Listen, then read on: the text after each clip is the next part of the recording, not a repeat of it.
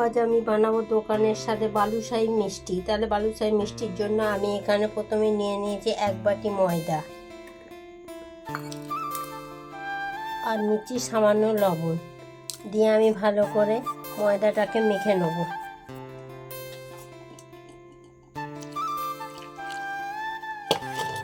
অল্প অল্প জল দিয়ে আমি প্রথমে ময়দাটাকে ভালো করে মেখে নেব। ময়দার ডোটা আমি মেখে নিয়েছি। এবার আমি এটাকে একটু ঢাকা দিয়ে রেখে দেবো, 10 মিনিটের জন্য ঢাকা দিয়ে দেবো। এরপর আমি গ্যাসের মধ্যে একটা কড়াই বসিয়ে নিয়েছি, আর যে বাটির মাপে আমি ময়দা নিয়েছিলাম সেই বাটির মাপে আমি 1 বাটি চিনি নিয়ে নেব।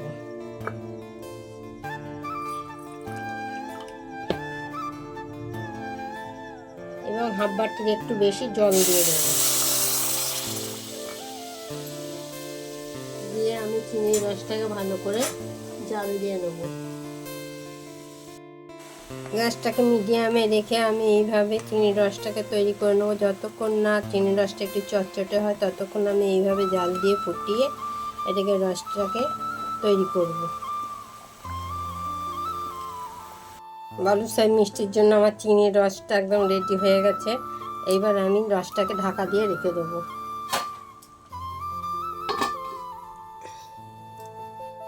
এবার আমি ময়দাটা দিয়ে ছোট ছোট লেচি করে আমি মিষ্টিগুলো তৈরি করব।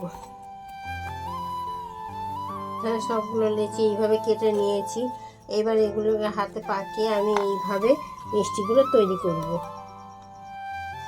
দেখুন বন্ধুরা, আমি সব কটা মিষ্টিকে এইভাবে শেপ দিয়ে নিয়েছি। এবার এগুলোকে আমি কড়াই তেল দিয়ে ভেজে নেব।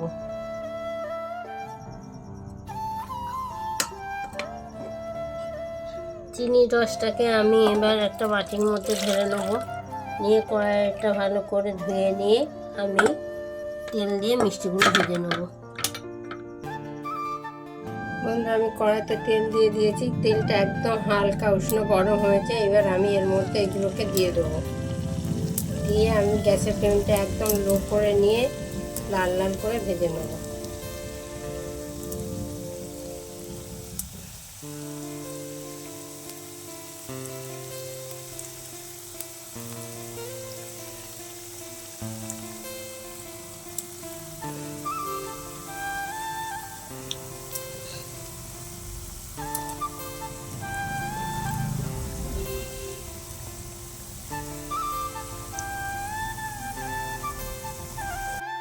গ্যাসের আঁচটা এরকম লোতে রেখে দিয়ে আমি এইভাবে উল্টে পাল্টে ভালো করে লাল লাল করে মিষ্টিগুলোকে ভেজে নেব।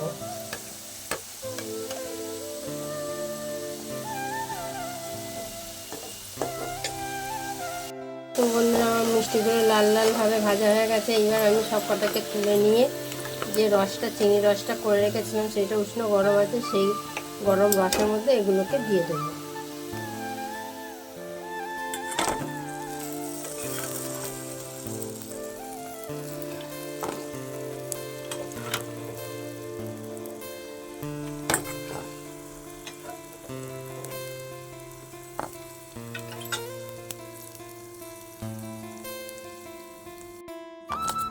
মিষ্টিগুলোকে আমি ভালো করে রসের মধ্যে চুবিয়ে দিয়ে চাপা দিয়ে দেবো।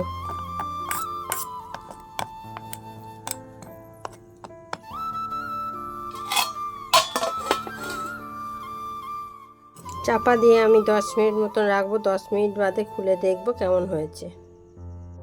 তাহলে দেখলেন বন্ধুরা, আজকে আমার বালুশাহী মিষ্টি রেসিপি। আপনারাও এইভাবে একবার হলেও করে খেয়ে দেখতে পারেন। আশা করি ভালো লাগবে। ভালো লাগলে লাইক, শেয়ার, কমেন্ট করুন। ধন্যবাদ।